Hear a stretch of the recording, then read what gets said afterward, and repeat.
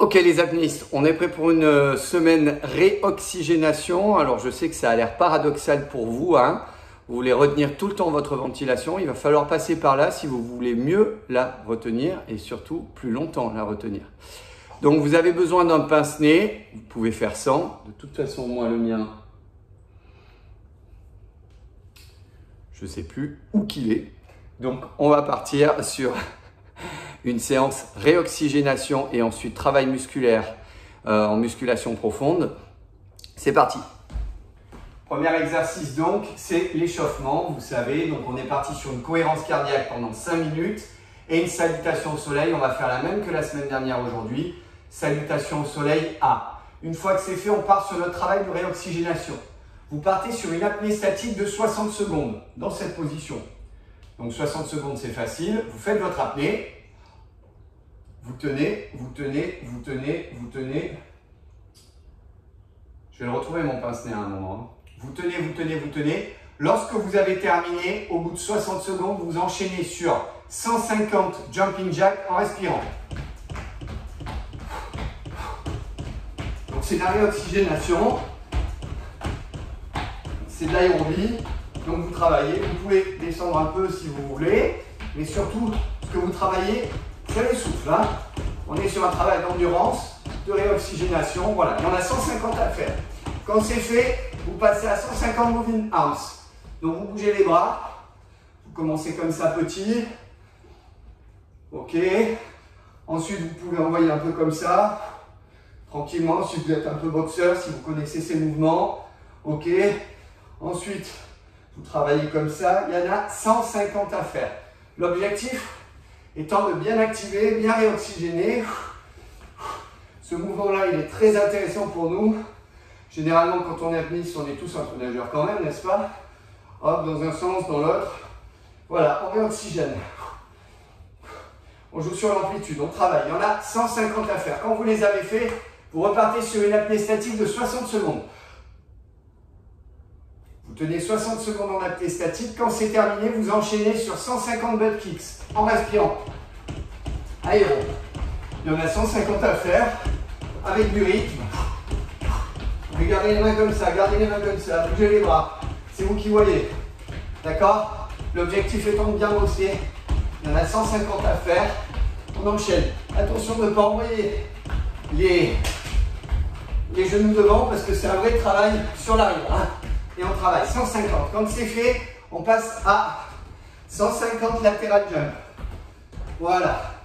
Et on a 150 à faire. On bouge du rythme. Vous pouvez jouer sur l'amplitude, mais ce qui m'intéresse moi, c'est la fréquence. On n'est pas sur un travail musculaire. Ok? 150 à faire. Quand c'est fait, vous tenez votre apnée 1 minute. Vous tenez, tenez, tenez, tenez, tenez. Il ne faut pas craquer. Il faut la tenir. Quand c'est terminé, vous soufflez, vous récupérez 120 secondes, 2 minutes. Et vous refaites ce circuit 3 fois. Ok? Quand c'est fait, vous récupérez bien entendu les 2 minutes, vous buvez et vous passez au travail de musculation profonde. Aujourd'hui, le travail, il est coaché avec François Stiers, ancien membre de l'équipe de France d'apnée, coach de l'équipe de France d'apnée, très grand triathlète, kiné, coach, préparateur. Et donc, il va vous orienter sur ce travail qui est très très intéressant et qui va être très très très utile pour le reste de votre carrière d'apnéiste et de chasseur sous-marin. Je vous souhaite une très très bonne journée, un très bon entraînement surtout, et je vous retrouve ce soir pour un débriefing tout en couleur et sous la pluie.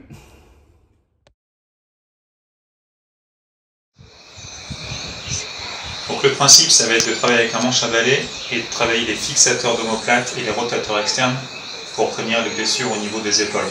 D'accord? Donc, simplement, on se met en position sous le terre, donc c'est les fesses qui reculent, le dos qui reste bien plat, la tête dans l'alignement de la colonne. Manche à balai, on va tirer les épaules à hauteur des omoplates, faire une rotation des épaules pour amener le manche à balai au niveau du front et simplement tendre les bras devant, sans rien bouger au niveau du reste du corps. On revient au niveau du front, on laisse redescendre les épaules, on relâche. On tire au maximum, on ramène au front, on tend, on revient, et on relâche. Simplement ce mouvement-là, 3 séries de 15, ça doit être pas mal.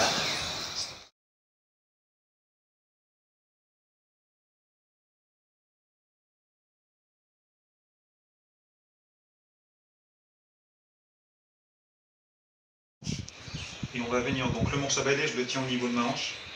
On va venir toucher le sol, essayer de s'aligner le plus possible, revenir, monter la jambe, dos bien droit, on garde les transverses, donc le ventre rentré, on repart, on descend, on fait ça calmement, on descend sur 3 secondes, on remonte sur 3 secondes.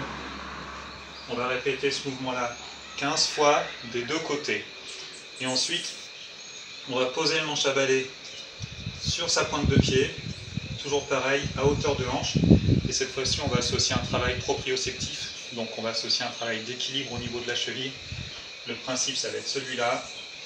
On va descendre, on va essayer de venir mettre le bâton à l'horizontale, parallèle à l'autre pied. On remonte. Et pareil, on va venir monter le genou, tout en maintenant l'équilibre. 3 secondes à la descente, 3 secondes à la montée, en essayant de rester le plus aligné possible. Voilà, donc ça va solliciter les ischios, le moyen fessier et le travail de l'équilibre. On pousse bien, le bâton en arrière, on remonte et on stabilise. Voilà, pareil, 15 fois de chaque côté. Là, le but, ça va être de renforcer les moyens fessiers pour avoir un bassin bien stable. Pareil, ça évitera des blessures au niveau du bas du dos et éventuellement également au niveau des genoux. On se met simplement contre un mur, largeur d'épaule simplement au niveau du bassin. On va venir poser une jambe contre le mur. On va se pencher légèrement en avant en poussant la fesse en arrière, tout simplement.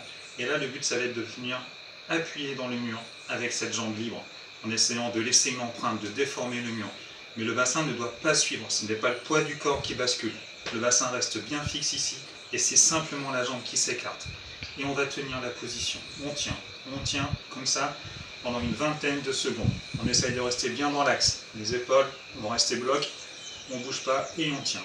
Quand on a fait les 20 secondes, aussitôt on enchaîne, même position, hop, la jambe ici, légèrement penche en avant, la fesse recule, les épaules bien dans l'axe, et on y va, et on pousse dans le mur, on pousse dans le mur, et on tient, et on tient. Il y a déjà une pré-fatigue avec le mouvement d'avant, donc ça va vite chauffer au niveau des fessiers, vous devez sentir une chaleur à ce niveau-ci, et on pousse, et on va recommencer le cycle, 20 à 30 secondes, jambe gauche, 20 à 30 secondes, jambe droite, d'accord? On en fait 4 en tout, on récupère 1 minute, on refait cette série-là, on récupère 1 minute et on refait une 3e série. Là, une variante du squat bulgare. En fait, on va travailler sous forme de finisher, donc vraiment jusqu'à bloc. Une jambe en arrière sur votre canapé, un petit coussin roulé sous la cheville pour que ça soit plus confortable. Le principe, position fente. On va venir tout en gardant le poids du corps sur cette jambe antérieure. Ici, il n'y a presque rien. Mais on essaie quand même de rapprocher la fesse du talon postérieur pour bien solliciter le muscle fessier de la jambe qui en appuie. On descend, on remonte, simplement. On répète 10 fois ce mouvement, toujours penché légèrement en avant pour bien solliciter le fessier. Quand on a fait 10 répétitions, on va rester 10 secondes en position basse. On tient 10 secondes en position basse et on enchaîne. Cette fois-ci, 8 répétitions. Lentement, toujours en essayant d'enfoncer le pied dans le sol pour être sûr que tout le poids du corps soit sur cette jambe antérieure. 8 répétitions, 8 secondes en position basse. 6 répétitions, 6 secondes en position basse. 4 répétitions, 4 secondes en position basse. 2, 2 et c'est fini. Pour ceux qui sont motivés, on peut prendre des petits poids sur les premières reps et quand ça devient trop difficile, on lâche les poids et on continue à travailler sans les poids. On répète ça sur l'autre jambe. On récupère 2 minutes cette fois. Et si on est vraiment motivé, on refait une fois.